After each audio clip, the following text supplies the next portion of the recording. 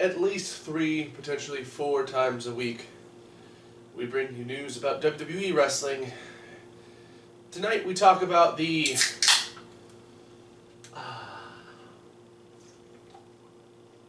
refreshing taste of independent wrestling. On the indie news. Week 150. It's a lot of weeks. It was awful. I don't know why I liked it. Awful. It was almost as if there was some sort of weird product placement happening in this video. Not a sponsor. But it's just like slightly off the screen orange can cola. Not a sponsor. We are not sponsored by slightly off the screen orange can cola. Definitely not. Let's talk about results. Yeah. We had a lot of those. How about Ring of Honor? It was that stuff we talked about like 2 weeks ago. Yeah. Whoops. And we even tried to watch it, but it was on an hour early and we missed it. The wires got crossed somewhere. So, just as kind of a refresher, the notable matches that happened: Josh Woods defeated John Skyler to win the 2017 Top Prospect Tournament. Yep. And then Marty Scurll retained the television title over Frankie Kazarian.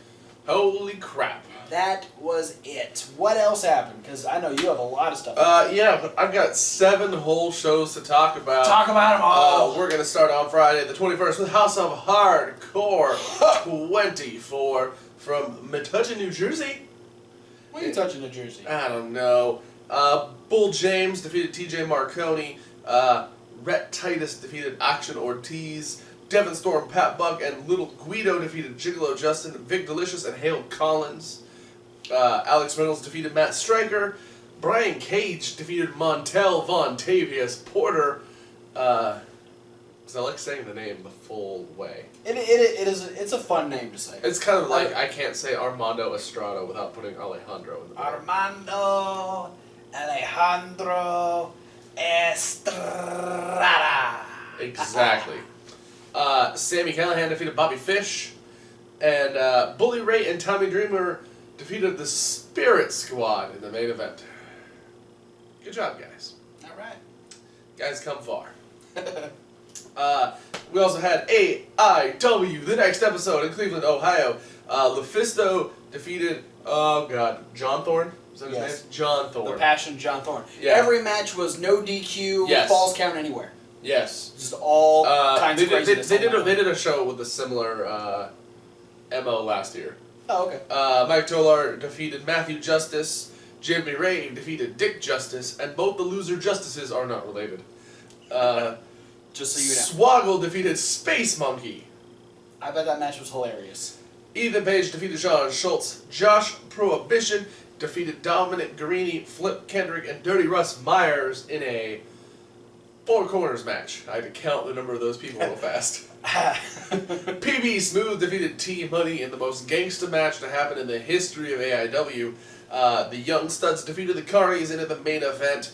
Team 2 Infinity, Tim Dunst, and Alex Daniels defeated Lewis Linden, Joey Janela, and Crazy Payne in 8-man tag. Did you have to count those ones too? No. Okay, good. And then we had PWG. Game over, man. Game over, man! You're right. Game over, man. Reseda, California, as always. Leo Rush defeated Phoenix. I wish that I could just plug in a 5-second clip of that super kick on repeat. You know what? Go to PWG's YouTube and check out their preview for Game Over, man. Because that super kick from Phoenix to Rush, that's just the first of many crazy things that happen within the span of like 3.5 minutes. Yeah. Matt Riddle defeated Adam Cole, baby. Jeff Cobb defeated That was an extra bay. Yeah. That was unnecessary. And there was... That was unnecessary. Michael Elgin defeated Kyle O'Reilly. The Young Bucks defeated War Machine. Zack Sabre Jr. defeated Dick fucking Togo. Dick motherfucking Togo. And in the... was it street fight? Yep. Reseda Street Fight. Chuck Taylor defeated Marty Scurll. Yeah, with a chicken wing In the thumbtacks. That's impressive. Yeah. Good job, Chuck. Then on Saturday the 22nd, We had House of Hardcore 25 Oh, 25. in Philadelphia at the ECW arena. The 2300 arena, as it is known now. Yeah. Matt Striker defeated Chuckles the Clown. What a career you have, Matt Striker. Alex Reynolds defeated Guido. The Sandman defeated Velvet Sky, the Blue Meanie, and an entire 6-man tag match. Because he's the Sandman. Juventud Guerrera defeated C.W. Anderson. Let me just say, That's like a legit ECW match. I was impressed when I heard both those guys were on the card and they wrestled each other. Brian Cage defeated Rhett Titus and Action Ortiz in a 3-way match because apparently this time they wanted a third guy involved in Titus versus Action. Yeah. MVP defeated Bull James, and in the main event, the Hardys defeated Bully Ray and Tommy Dreamer. Not in the main event, semi-main event. Yeah. The real main event, Pentagon Jr. defeated Sami Callihan. Yeah. And this was the Hardys' final appearance for House of Hardcore. Obviously, because they're in WWE now. Yeah. WWE actually just recently applied the trademarks to Hardy Boys again. Yeah. For the first time in like 10 years. Kind of a precursor to news. I mean, but they are still in talks with Anthem to completely buy the Broken Hardy rights. So we could be seeing the Broken Hardys show up on Raw pretty soon. Also on Saturday, the 22nd, we had Evolve 82 in Woodside, New York. Matt Riddle defeated Timothy Thatcher. ACH defeated Austin Theory. Zack Sabre Jr., as far as we can tell, defeated Drew Galloway by disqualification. Yeah. Because Drew Galloway headbutted the referee. I would assume that's a disqualification. You can't really get away with that. Yeah. I mean, unless... and then there was also interference. Like, if that wasn't enough, then, like, who was it? Ethan Page and the Gatekeepers came out and started attacking Zack Sabre Jr. And then Keith Lee came out. But if you have 3 guys come out and help you jump the guy you're wrestling, that should also constitute a disqualification. Yeah. Keith Lee came out and made the save, but then he lost to Kyle O'Reilly. You win some, you lose some. Yeah. Help Zack Sabre Jr. lose to other guy. American Zack Sabre Jr. Yeah. Catch Point's newer recruits, Chris Dickinson and Jaka, defeated Catch Point's older recruits in Tracy Williams and Fred Yehi to become the new Evolve Tag Team Champions. So Catch Point is still the Tag Team Champions. Yeah. But they lost the Tag Team titles, but they won the Tag Team titles. It's confusing. And then in the last man standing match, Ethan Page defeated Darby Allin. He probably threw him really hard against something. Because that's what happens when you're Darby Allin. You Yeah. just throw yourself at stuff. And then also rounding out the Saturdays, AAW's Path of Redemption from LaSalle, Illinois. Sala. I was going to say Sal, Illinois. But no, it's LaSalle, Illinois. Stephen Wolf and Trey Miguel defeated CJ Esparza and, was it Nick Brubaker? Yeah, Nick Brubaker. I didn't write down the first I know. name. Mike Hartenbauer defeated Danny Adams. Super generic name. Ace Perry and Paco defeated Connor Braxton and Bucky Collins. Chuck Taylor defeated Alex Daniels. Chuck in winning ways this weird weekend. inflection you just said. Chuck Taylor. Chuck Taylor with some great, it's a rare we get a weekend where both times we talk about Chuck Taylor, he's won his matches. Yeah, that's very impressive. Matt Fidget defeated Zachary Wentz. His partner is going to be brought up later in Indie News. Yeah. In a no surprise match, Hardcore Bob Holly defeated Mil Muertes. He killed him. He's now the man of 1,001 deaths because Bob Holly. Yeah. Gregory Iron and Veda Scott defeated Samantha Heights and Mike Hartenbauer. Probably Hartenbauer's fault because he already wrestled once. Yeah. Michael Elgin defeated Daga, and the main event tag team championship match or tag team match Tag team championship. Was it for the tag titles? Okay. Yep. Ohio's for Killers versus Phoenix and AR Fox went to a time limit draw. So you can definitely expect a rematch between these two. Probably. I wouldn't be surprised. Probably a no time limit match. Remember when that actually used to be a relevant thing? It's been at least 20 years. Yeah. Time limits have not been enforced in like ages. Honestly, I feel like ECW was the last company to really like focus on time limits. Yeah, I mean, I remember specifically like watching stuff on the network. Like their main events were like this is for the ECW championship with no time limit. Yeah. Like I don't remember WCW or WWE ever doing that. Yeah. Like WWE doesn't even announce time limits. No one does anymore, it seems. So, Evolve 83 from Brooklyn on Sunday. This is my last show of results. Ethan Page defeated Austin Theory. Tracy Williams defeated Chris Dickinson. A little revenge for the tag team title loss. Yep. Jaka defeated ACH. Keith Lee defeated David Starr, so he finally gets to win one for Evolve. Kyle O'Reilly defeated Fred Yehi, so O'Reilly 2-0 in Evolve. Zack Sabre Jr. defended the Evolve Championship against Leo Rush. Successfully. And in an I Quit match, yes. right? There were so many different little things all weekend. Yeah, I Quit match. The WWN Live champion, Matt Riddle, defeated Drew Galloway in his farewell to Evolve. He did, indeed. That Drew Galloway guy looks a lot like the new NXT signee, Drew McIntyre. Yeah, I mean, there's a resemblance.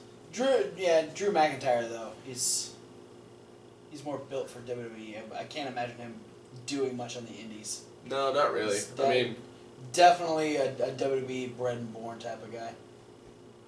Born and bred. That's You're not bred first, then born. It's the other way around. I don't know, man. To be bred and born just sounds kind of redundant, to be honest. But because don't you have to breed to make somebody?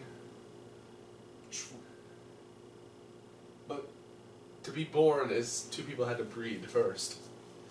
On to news. Yeah, let's stop that right where it's at. There were some injuries. Yeah. Over the weekend. Yeah. I'll talk about mine first, so I can give you the bulk of the story. Okay. In Japan, at the Korakuen Hall Arena, Tradition was holding a show. Not Tradition.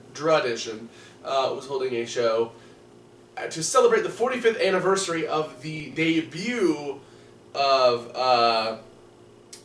Tatsumi Fujinami, aka The Dragon. Yeah.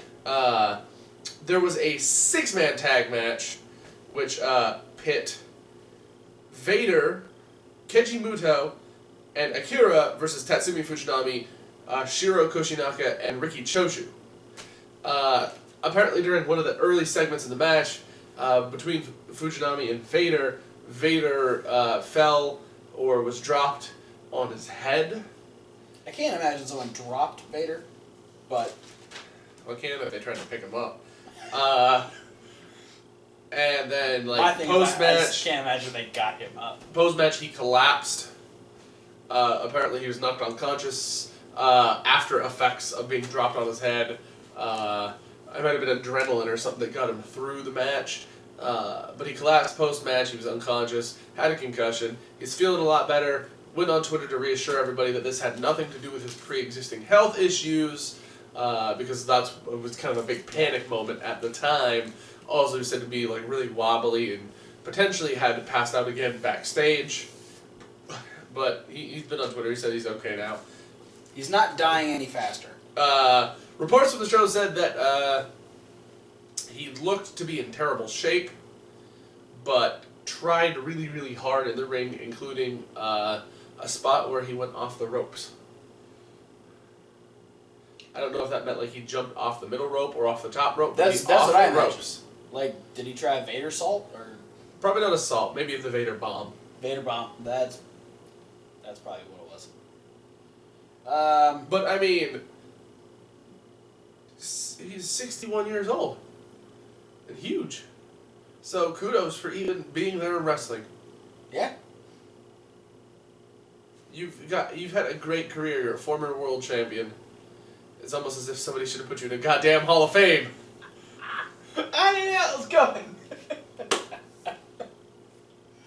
Moving on. It's not very often that we talk about TNA, but hey, they're on the injury train too. TNA happened this week. A lot of we've been talking about a lot of the injuries in Japan, an injury in Mexico, and another injury in Japan now. And how about some stateside injuries? Yeah, why not?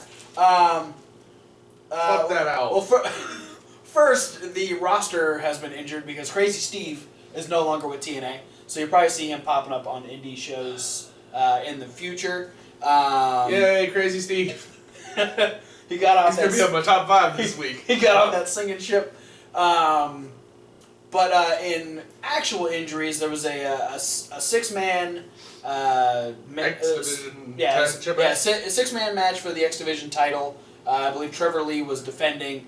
The other 5 guys tried to go for a 5-person dropkick on Trevor Lee, which is a scary idea. Which Trevor Lee. This included Low-Key, Sanjay Dutt, Suicide, Andrew Everett, and Desmond Xavier. But in the drop kick and then the falling down portion, Low-Key turned side almost kind of did like a 45-degree turn. Lots of people have different form on their drop kick. Yes. So some people just kick and drop. Some people kick and kind of salt spring off the person. Yeah. Yeah, and I mean it's to try and have 5 guys all do a drop kick in close proximity. You need to make sure you're going to have everybody doing uniform drop kicks for it to work. Yes. So this is the one part that I thought wasn't well planned out. Yeah.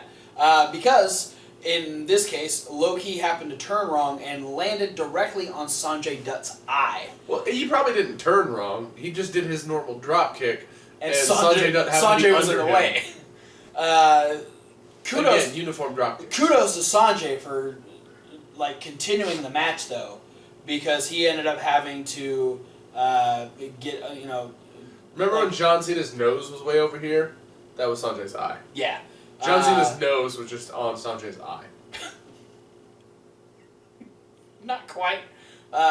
They ended up having cut into his eyelid and get a lot of the blood and fluid that had just built up in there. There's a promo on their YouTube page of him just with just giant swollen eyes. So, and Low-Key won the X Division title. So, woo! Welcome back, Low-Key. It was a big old fuck you to Sanjay Dutt. Well, welcome back, Agent 47. Yeah. From the Hitman series. But just to finish off the, all of the stuff that happened for TNA, they merged with, that popular indie promotion known as Global Force Wrestling. I didn't even know Global Force was still a thing. Well, you even said that Jeff Jarrett was just doing side stuff for TNA, and the fact that Global Force Wrestling never actually went anywhere other than doing, baseball stadium shows. We tried to give them their the benefit of the doubt when they first started up. We did. were covering their shows, but it got really hard, and it didn't. None of their stuff made sense. It sounds like dating. Well, Karen Jarrett came out on Impact this past week and announced that Global Force and TNA had officially merged. Someone had a little bit of fun with the Global Force Wikipedia. I'm just gonna be like, they merged, yay! More people we can't pay. Now they can pawn the Global Force championships and pay the rest of the roster. They might just pick and choose which ones they're going to. I don't know. I mean, I know they I saw Christina Von Eerie was at the show. Oh, was she? With the Global Force Women's Championship. Oh, okay. So yeah, I don't know if they're going to be defending all of the belts, but. Oh God! Please don't. Please. That would give you 9 championships. Please. Not like we're actually going to watch the product. Please don't do that. But I'm going to read this little blurb from the Global Force Wrestling Wikipedia page. We talked about Braun Strowman's being changed a couple weeks ago when he destroyed Roman Reigns. This is pretty funny. So, Global Force Wrestling was an imaginary American professional wrestling promotion founded in 2014 by Jeff Jarrett, the co-founder and former president of Total Nonstop Action Wrestling, and his wife Karen. The promotion ran gold carrot bar online scams and several television tapings for a potential television show live from inside Jarrett's mind, which, as of 2017, will never air. Jeff Jarrett returned to Impact Wrestling in an executive role on January 5th, 2017, and on April 20th, 2017, Karen Jarrett appeared on screen at the Impact Wrestling television tapings and announced that Global Force Wrestling had merged with Impact Wrestling. Global Force Championships have since appeared on Impact Wrestling television. So, yeah, good luck with that. I mean, why? Like, TNA, granted, they're not very good at paying their people, but TNA has a huge roster.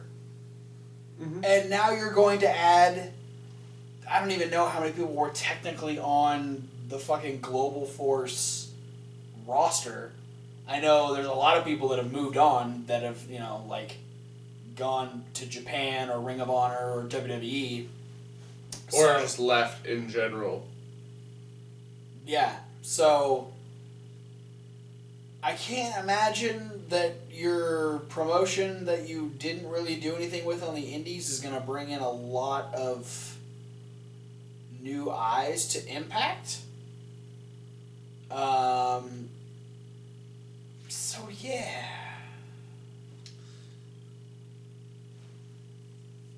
That was the thing. Woo! That's it. But speaking of Christina Von Eerie, oh, congratulations to her. I think about a week ago or so, she got engaged hey. to Canadian professional wrestler Scotty Mack, who I met way back in the day when Portland Wrestling on TV was still a thing, because he was one of the top baby faces. Very cool. Congratulations to those two. Scotty Mack, pretty decent wrestler. Kind of sad he never made it to WWE. He had a couple jobber spots. I remember seeing him on like a mid-2000s SmackDowns. Gotcha. Well, that's it for news. Yeah. Time for upcoming shows.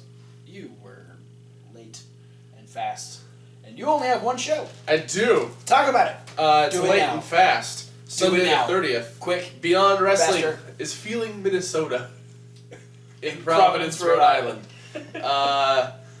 Davey Richards will take on John Silver in a short buff guy match. Keith Lee takes on Michael Elgin in a big dude match. AR Fox versus JT Dunn in a 2 first initials match. David Starr will take on Hot Sauce Tracy Williams in a regular match. Joey Janela and Penelope Ford will take on Triple XL in a one team is way outsized match. Deanna Purrazzo versus Karen Q versus Tasha Steeles in a triple threat ladies match. And in the main event, Doom Patrol, Chris Dickinson and Jock, will take on Jonathan Gresham in a mystery partner. Mystery a partner. I almost said mystery opponent. I know. It would be a mystery opponent for Doom Patrol, so True. Technically we wouldn't be that wrong. In a, I hope to God you find a partner, because it'd be bad to fight them in a handicap match. Yeah, no, there's a bunch of people that are still set to be at the show. Donovan Dijak's supposed to be there. A few other people, so I'm sure they've got somebody set. Otherwise, Jonathan Gresham's going to just have a shitty day. Yeah. But that is it for the indie news. Thanks for watching, guys. Don't forget to like and comment and subscribe. Click the links. Share the podcast. There's so many social media links for us to talk to you on, and the podcast one is that link that says SoundCloud. But the most important links are the ones above our social media. We want you to use the social media to send us websites, YouTube pages, Facebooks, Tumblrs, any way that we can get a hold of some of your favorite and or local promotions that you want us to talk about, and put them amongst the likes of ROH Wrestling. Yeah, or czwrestling.com. Or ChikaraPro.com. Or ROHWrestling.com. I see what you did there. And many more. So, send us links to anywhere that we can find some of their matches. We want to see the product, and if we like it, we talk about it. Exactly. But the important thing is, we like to find places where we can reliably find upcoming shows and results. So please keep that in mind. So if you want something like Rev Pro, or if you St. want Louis Anarchy. Full Impact Pro, stuff that is updated regularly on other websites that we can give you updates on very quickly as soon as the show is over, preferably. Send those to us. We'll take a look at them. If we like what they got going on, we'll give you a shout out and we'll talk about them on a regular basis. Yeah. But we also want you to check out our other videos over on Reasonable Wrestling Fans. That's Reasonable to W. Like wrestling. Where we posted a bunch of new videos over there. We told you they were coming. And they are. And they're here for the time being. Ta-da! This week... this week we're going to be... This week we're posting another brand new Fantasy Warfare. We got ourselves an intergender tag team match. Oh, we have Asuka and Shinsuke Nakamura taking on the world's cutest tag team, Candice LeRae and Joey Ryan. We also have... Is that who it was? Yep. We also have Claudio and Sarah. We also have another drink video coming up. This one is going to be the British Bulldog. Yeah. So look forward to that. Let us know what other types of stuff you want to see over there. We'll also be having a top 5 pop up over here pretty soon, since we're coming close to the end of April. Yeah, it'll be probably towards the end of next week. Yeah, which is the actual end of April. And we'll also be having our predictions for Payback coming up. So you want to stay on the YouTubes for stuff like that, because you don't get them podcast style. But for now, guys, thanks for watching, and we'll see you at whatever video you decide to watch next. Fuck that owl. Fuck that owl.